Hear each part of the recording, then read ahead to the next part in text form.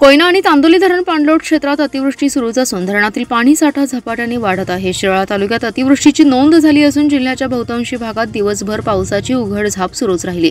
चांदोली धरणात 27.35 टीएमसी पाणी साठा झाला असून धरणातून कोणत्याही क्षणी पाणी सोडण्यात येणार असल्याने वारणा काठावर सतर्कतेचा इशारा देण्यात आलाय। औदुंबरच्या दत्त मंदिरातही पाणी शिरलं असून सांगलीच्या आयर्विन पुलाची पाणी पातळी सायंकाळी 28 फुटांवर पोहोचली। दरम्यान अलमट्टी धरणातून 1.5 लाख क्युसेकचा विसर्ग कायम आहे। धरण क्षेत्रात पावसाचा जोर सुरूच राहिलाय। चांदोली धरण क्षेत्रात 24 तासात 148 मिलीमीटर पाऊस झाला असून धरणात 27.35 टीएमसी पाणी साठा झालाय। धरण 82% भरल्याने धरणातून कोणत्याही क्षणी पाणी सोडण्यात येणार आहे। गेल्या 4 दिवसांपासून पडणाऱ्या पावसामुळे वारणा नदीकाठावर पूरस्थिती निर्माण झाली। याशिवाय धरणातून पाणी सोडलं जाणार असल्याने जिल्हा प्रशासनाकडून नदीकाठावर सतर्कतेचा इशारा देण्यात आलाय। कोयना धरण क्षेत्रात 176 मिलीमीटर पाऊस झाला असून धरणात 62 टीएमसी पाणी साठा झालाय। कृष्णा नदीच्या पाणी पातळीत ही झपाट्याने वाढ होते। पलूस तालुक्यातील औदुंबर येथील दत्त मंदिरात सोमवारी सकाळी पाणी शिरले, त्यामुळे मंदिर दर्शनासाठी बंद करण्यात आले। याशिवाय वारणा आणि कृष्णा नदीवरील सर्व बंधारे पाण्याखाली कायम आहेत। पावसाचा जोर वाढल्यामुळे संध्याकाळी कृष्णा नदीवरील सांगलीच्या आयर्विन पुलाची पाणी पातळी 28 फुटांवर पोहोचली। शिराळा तालुक्यातही अतिवृष्टी झाली आहे। वाळवा तालुक्यातील अनेक मंडलात अतिवृष्टीची नोंद झाली आहे। शिराळा तालुक्याच्या पश्चिम भागात असलेल्या चांदोली धरण परिसरात सलग 4 ते 5 दिवस मुसळधार पावसाची अतिवृष्टी सुरूच आहे। त्यामुळे धरणाच्या पाणी साठ्यात झपाट्याने वाढ होते। गेल्या 24 तासात 148 मिलीमीटर पाऊस धरण पाणलोट क्षेत्रात आणि परिसरात झालाय। धरणात 27.35 टीएमसी पाणी साठा झालाय। धरणाची पाणी पातळी नियंत्रित ठेवण्यासाठी धरणाच्या सांडवा पातळीवरील वक्राकार दरवाजातून मंगळवारी सकाळी पाण्याचा विसर्ग सुरू केला जाणार आहे। परिसरातील ओढ्यांना देखील पूर आलाय। त्याचंही पाणी नदीपात्रात आल्याने नदीकाठी पूर सदृश परिस्थिती निर्माण झाली आहे। धरणातून पाण्याचा विसर्ग सुरू झाल्यानंतर नदीकाठच्या गावांनी योग्य ती खबरदारी घ्यावी असं आवाहन धरण प्रशासनाकडून करण्यात आलंय। वारणा नदीवरील बरेच बंधारे पाण्याखाली गेले असून वारणा नदी पात्राबाहेर पडली आहे। काही ठिकाणी वारणा नदी पात्राबाहेर पडल्याने नदीकाठच्या पिकात पाणी शिरले। वाळवा तालुक्यातील ऐतवडे खुर्द येथील सांगली कोल्हापूर जिल्ह्याला जोडला जाणारा पुलावर पाणी आले। तालुक्यातील कांदे सावर्डे पुलाच्या बाजूने रस्त्यावर पाणी आल्याने वाहतूक बंद करण्यात आली आहे। मंदूर सम्राटनगर ओढ्यावरील पूल तुटल्याने वाहतूक बंद करण्यात आली आहे। चांदोली धरण क्षेत्रात अतिवृष्टीमुळे वारणा धरणातून होणारा विसर्ग आणि संततधार पाऊस यामुळे वारणा नदी पात्राबाहेर पडली आहे।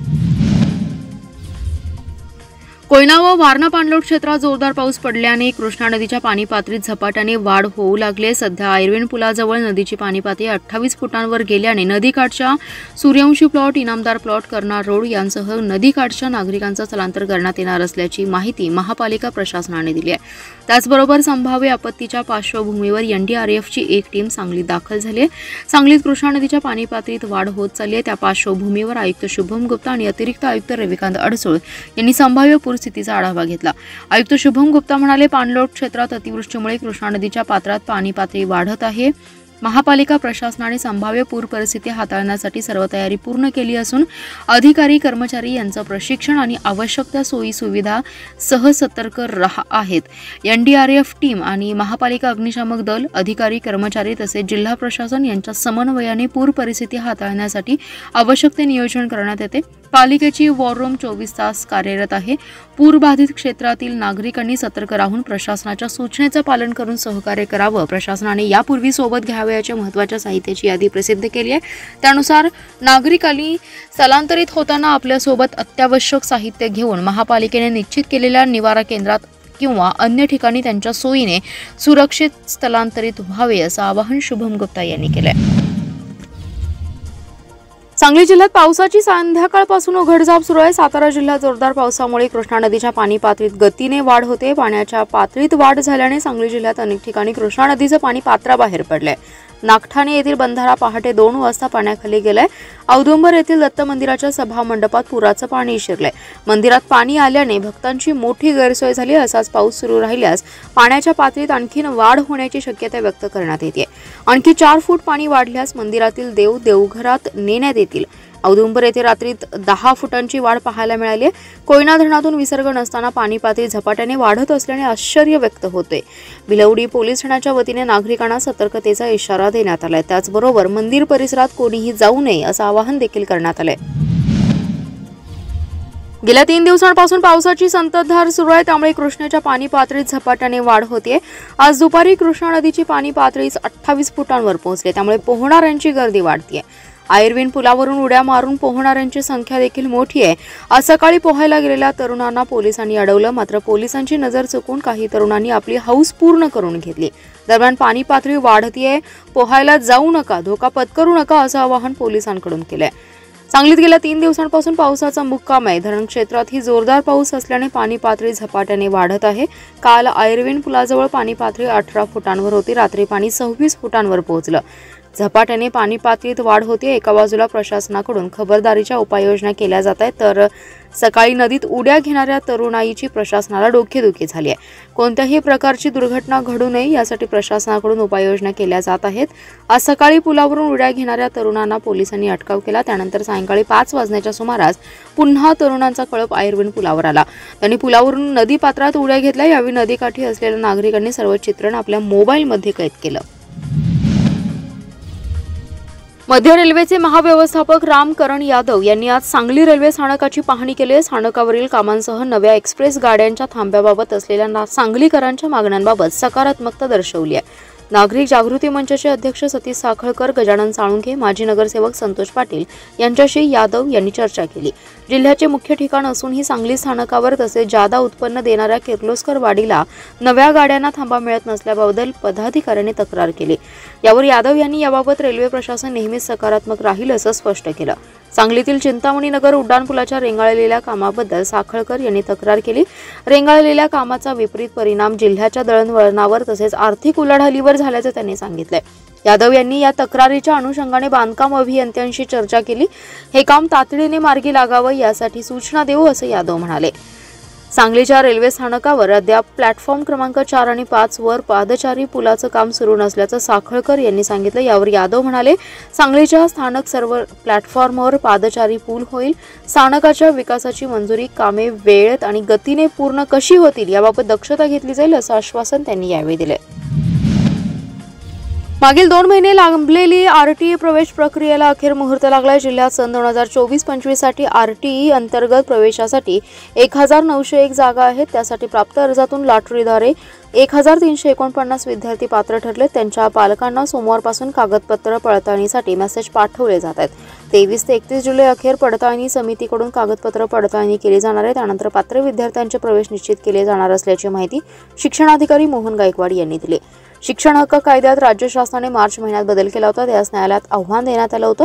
उच्च न्यायालयाने आरटीई कायद्यातील दुरुस्ती घटनाबाह्य ठरवत जुन्या पद्धतीनेच प्रवेश देण्याची सूचना सरकारला केली आहे। त्यानुसार जुन्या पद्धतीनेच प्रवेश प्रक्रिया सुरू झाली आहे। न्यायालयीन निकालासाठी प्रक्रिया रखडली होती, ती आता उद्यापासून सुरळीत होईल।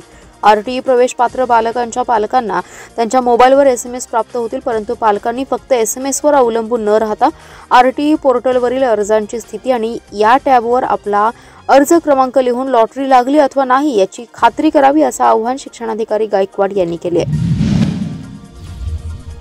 जिल्ह्यात पावसाचा जोर वाढल्याने कृष्णा व वारणा नदीच्या पाणी पातळीत मोठी वाढ होते। संभाव्य पुराची दक्षता घेत जिल्हाधिकारी डॉक्टर राजा दयानिधी यांनी जिल्हा परिषदेच्या विविध विभागांना सतर्कतेचे आदेश दिलेत। येत्या 8 दिवसात कोणत्याही अधिकारी कर्मचाऱ्यांना सुट्टी देऊ नका असे आदेश दिलेत। संभाव्य पुराचा धोका असलेल्या पलूस, मिरज, वाळवा, शिराळा गटविकास अधिकाऱ्यांना बोटी, ग्रामपंचायतींकडे सर्व साहित्य तयार ठेवण्याच्या सूचना देण्यात आल्या। ग्रामपंचायतकडील नागरिकांच्यासाठीचे किट स्थलांतरित करावयाच्या ठिकाणी उपलब्ध असणाऱ्या सर्व सोयी सुविधा तयार ठेवाव्यात। पाण्याखाली जाणाऱ्या जिल्हा परिषद तसेच पंचायत समितीकडील स्थावर मालमत्ता यांचं साहित्य योग्य वेळी स्थलांतरित करावे। उपमुख्य कार्यकारी अधिकारी स्वच्छता व पाणी पुरवठा यांनी महापूर ओसरल्यानंतर स्वच्छतेच्या अनुषंगाने सर्व यंत्रसामुग्री आणि स्वच्छता संदर्भात कार्यवाही करावी। आरोग्य केंद्रातील सर्व वैद्यकीय अधिकाऱ्यांना सतर्क राहण्यासाठी सांगावं। प्राथमिक उपचारासाठी लागणारे सर्व किट तयार ठेवावे। अत्यावश्यक औषधे उपलब्ध करून ठेवावीत। पशुधन विकास अधिकारी, शिक्षणाधिकारी, प्राथमिक, माध्यमिक आणि महिला बाल विकास अधिकारी यांनाही योग्य ती खबरदारी घेण्याचे आदेश जिल्हाधिकारी डॉक्टर दयानिधी यांनी दिलेत। एका बाजूला कृष्णा व वारणा नद्यांना पूर सदृश्य स्थिती असताना दुसऱ्या बाजूला पाण्यासाठी आंदोलन करण्याची वेळ दुष्काळग्रस्तांवर आली आहे। पुराचं वाहून जाणारं पाणी मिळावं यासाठी जतच्या संखमध्ये रास्ता रोको आंदोलन करण्यात आले। संखमध्ये गुड्डापूर रस्त्यावर रास्ता रोको आंदोलन केलं। म्हैसाळ सिंचन योजनेच्या माध्यमातून व्हसपेट आणि गुड्डापूर तलाव भरून देण्याची मागणी अनेक वर्षांपासून करण्यात आली होती। मुख्यमंत्र्यांकडून 6 महिन्यांपूर्वी 26 कोटींचा निधी देखील मंजूर करण्यात आला होता, मात्र कामाला प्रत्यक्ष सुरुवात होत नसल्याने संतप्त झालेल्या दुष्काळग्रस्तांनी आज संखमध्ये रस्त्यावर उतरत संताप व्यक्त केलाय। महापुरामध्ये कृष्णा नदीचं वाहून जाणारं पाणी म्हैसाळ सिंचन योजनेतून मिळावं या प्रमुख मागणीसाठी हे रास्ता रोको आंदोलन करण्यात आले। त्यामुळे सुमारे 2 ते 3 तास या मार्गावरील वाहतूक ठप्प झाली होती। अखेर जलसंपदा विभागाकडून तातडीने कामाला सुरुवात करण्याचं आश्वासन देण्यात आल्याने आंदोलन स्थगित करण्यात आलं, मात्र कामाला सुरुवात न झाल्यास पुन्हा तीव्र आंदोलन छेडू असा इशारा यावेळी देण्यात आलाय। फायनान्स कंपनीचे कर्ज काढून घेतलेल्या ट्रकचे हप्ते थकल्याने सदरचा ट्रक चोरीला गेल्याचा बनाव करणाऱ्या दोघांच्या मुसक्या पोलिसांनी आवळल्या। स्थानिक गुन्हे अन्वेषण विभागाच्या पथकाने सदरची कारवाई केली। या प्रकरणी दोघांना अटक करण्यात आली आहे। त्यांच्याकडून गुन्ह्यातील 2 ट्रक जप्त केलेत। बिरदेव बाळू गडदे आणि गणेश अनिल भोसले या दोघांना अटक केली आहे। यशवंत गडदे यांनी त्यांचा ट्रक शुक्रवारी पहाटेच्या सुमारास चोरीला गेल्याची फिर्याद मिरज शहर पोलीस ठाण्यात दिली होती। स्थानिक गुन्हे अन्वेषणचे एक पथक शहरात पेट्रोलिंग करत होते। यावेळी चोरीचा एक ट्रक विश्रामबाग ट्रक अड्डा येथे लावल्याची माहिती मिळाली। पथकातील कर्मचाऱ्यांनी तातडीने ते ठिकाणी धाव घेत बिरदेव गडदे आणि गणेश भोसले या दोघांना ताब्यात घेतलं। दोघांकडे कसून चौकशी केली। यावेळी बिरदेव गडदे यांनी सांगितले की त्याला फायनान्स कंपनीकडून ट्रक घ्यायचा होता, मात्र त्याला कर्ज मिळत नव्हतं, म्हणून त्याने त्याचे चुलते यशवंत गडदे यांच्या नावावर कर्ज काढून कराड पासिंगचा टाटा कंपनीचा कार्ड घेऊन तो वापरत होता।